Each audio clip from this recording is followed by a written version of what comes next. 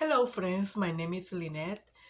Today I'm going to be discussing how menopause beat me up and how did I survive.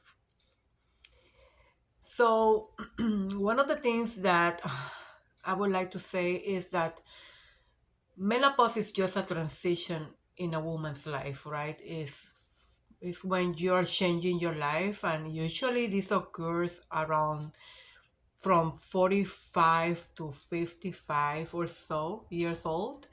But the reality is that this can start happening pretty much earlier than we expect. So there might be some changes, small changes that we don't notice, and most likely that's what happened to me. Maybe I was having a couple of small changes in my period, for example, and I didn't notice anything. I thought that maybe I was stressed out and I was getting shorter cycles. Uh, my period will get longer and longer, or it will get shorter and shorter, or whenever I was expecting to get my period, it will get a delay of 1 or 2 weeks. That kind of thing that you don't really think about it too much because you will blame it on other things, right? I'm stressed out, I'm going through this, and maybe that happened, and all that kind of thing, right? However, what I want to say is that menopause was a really, really difficult time of my life. And when I say that, I want to say it was really, really, really difficult. And I'm talking about it in a past tense because even though now and then I get something really, really, really small, like sometimes I get a little bit irritated here and there, and my mood may change a little bit sometimes. It's nothing like when I was in really in the transition in the perimenopause part of the menopause.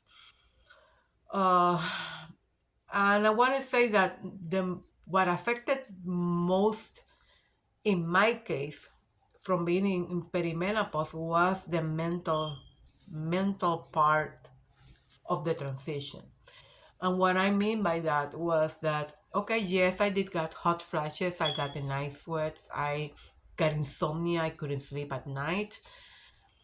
Um, uh, you know, I was um, all over the place. My mood was up and down. Sometimes I will be very anxious with panic attacks and such. And some other times I will be like, my mind will be like, I will not be able to concentrate on my job. It really affected my job a lot because I was getting very anxious and I couldn't focus. I have a lot of brain fog. I was getting a lot of, in my physical part, the one that really affected me was the palpitations that I was getting at nighttime. I would be sleeping just fine, went to sleep, and I would get at the middle of the night, usually at midnight, I would wake up with palpitations, very, very scary palpitations. It drove me one time, the first time it drove me to go to the emergency room. That's how scary it was. Um, and then at the second time and the third time that it happened, I was able to manage because I already knew that it was just part of this transition that is crazy. You have to understand that your estrogen is really going deep in, ripping really, really low. And the effects that that had on your brain and it has on other receptors of your body, that's why we get all kind of symptoms. That's how your body responds to that dropping estrogen. So my mental space, my mental part of the menopause was really, really bad. And I have to come in to do a couple of things. I start reading, I start researching for myself. What can I do? Because my provider, yeah, I went to my gynecologist and explained all my symptoms. And the only option that I got from her, well, you can start HRT. And that was an option that I didn't want to take at first. It wasn't my first option, let's put it that way. I wanted something different. Maybe She would have tell me, do some other changes in your life, like, I don't know, lifestyle has to change or your eating has to change, something like that. So I didn't really make the selection of going into HRT until 6 months later. And I want to say that that might be a mistake that I made, because the earlier that I would have started HRT, it would have prevented me from suffering all that time in those symptoms, right? So the tips that I want to highlight here that work for me, I hope that it can work for anybody out there, is that you have to start changing a couple of things in your life. And one of the things that I changed was I start to, even it doesn't look like it's nothing major that we're supposed to be doing this anyway, but I start to stay hydrated all the time. I will have water with me all the time. I will have water at the bedside for me, because even now when I'm on the other side of the transition. I have been menopausal for over 2.5 years. I'm with HRT for over three almost 4 years now. I still keep water at my bedside. I always wake up and I hydrate. It's very important to keep yourself hydrated. Uh, Other thing that I did was to change my health, my eating. And you know, uh, well, before I was in this menopause journey, I was in a weight loss journey. I was trying to lose weight, and I did lose weight, but it took me forever to lose weight. So it took me over 5 years to lose about 60 to 70 pounds, which I think that's a very long time. But taking in consideration that I was in menopause, and menopause make it really, really hard for you to lose weight. Well, I'm on that other part, on the other side of that journey, right?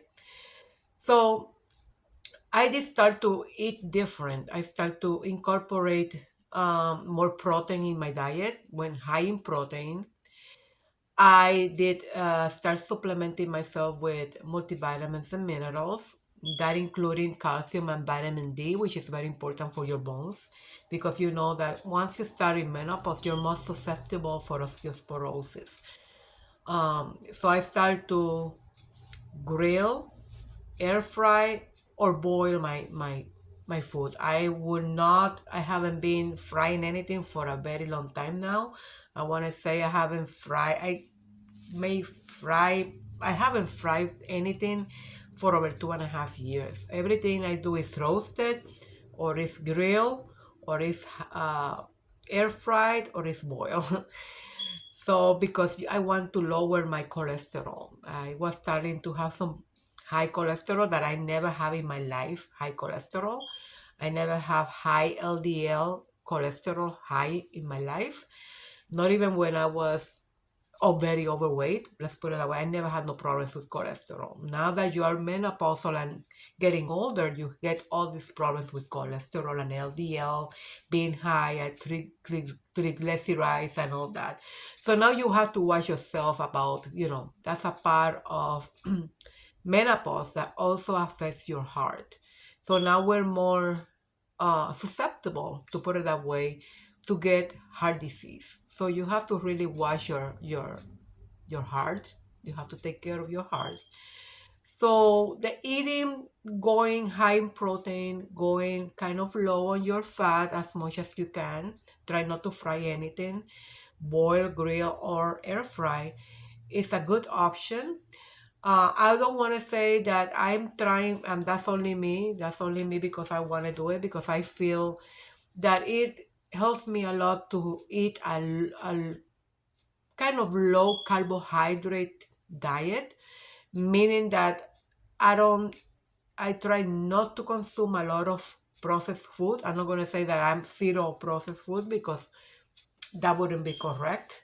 Sometimes you have to, skip sometimes and eat a little bit of that. But for the most part, I try to do a healthier choices in my carbohydrates. I try to eat sweet potatoes or potatoes, not fried potatoes or French fries or anything like that.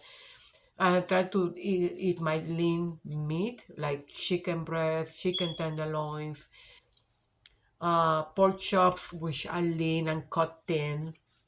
I do steak sometimes. I do ground beef, ground turkey, ground chicken, ground beef that is actually lower in fat percentages, like 90 or 90, I think I say it's over 90% less fat, right? And you want to make these choices to take care of your weight, take care of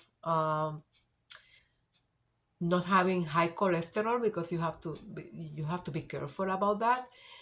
So being hydrated, going high in your protein intake, trying to lower your fat intake, and your carbohydrates, just do the good complex carbohydrates. You can eat oatmeal, you can eat have other choices that you can eat, and try not to get into processed food because that brings a lot of other problems, other additives that you don't know about. And those hidden additives that they put in the processed food um, can interact with other things. You want to keep it as simple and as organic as possible. I eat more salad now than I have ever eaten in my life. I'm not a salad person, but I have gotten to the point that now I'm doing my salad. And you can do your seasoning with your salad, your dressings. You can be very creative about it and just have it with a piece of lean meat. And that will help you to keep your protein intake as well up. Another thing that I implemented, and I was already on doing it because I was already trying to lose weight, was that I've been lifting weight. So strength training has been very important part of being able to to to win this battle against, if you may want to say that, against menopause. When you strength train, you're actually protecting your bones. Even people don't think about longevity. You have to think that now that you're getting older, you have to protect your bones. And when you have more muscle mass, you protect your bones from getting osteoporosis. Another thing is that when you get older, you lose a lot of muscle mass. As we age after 30 years old, you start to lose all that muscle mass. So you want to make sure that you keep the muscle mass that you have and you build over your muscles, right? Strength training 2 times a week, at least 2 times a week. If you can start 2 times a week, 15 to 30 minutes, those 2 times a week, as you build over your strength and your endurance, you will feel better and you will feel like I'm stronger. That will be the first thing that you will notice. Even though your weight might not fluctuate a lot, you will see that you will look leaner when you start to put on your clothes, and when you start to look at your muscles, you start to look and you feel stronger. And that's very empowering for a woman to feel strong, right? So I want to say there are little changes that you can make for yourself. Yes, definitely, at least for me, I have to start HRT. I didn't have much of a choice, and it did help me I want to say after 6 weeks in therapy with HRT, I start to feel kind of normal again. I was starting to feel like myself again. And now that I have been in HRT for over 3.5, almost 4 years, definitely it has helped. So, ladies, please start taking care of yourself. That's the only way that you can beat menopause on the neck. You may. You have to take care of yourself. You have to prioritize yourself, and start thinking that now you're in another stage in your life, that you get wiser, you get more confident, more assertive. And that's one of the wins of getting older and going through this transition. It builds endurance. It really builds you up when you have to go through a lot uh, of trial. The end product is endurance. So hang in there. I hope that this helps somebody out there. Let me know what you think. What is your experience? I would like to know. Have a nice day. See you next time. Bye.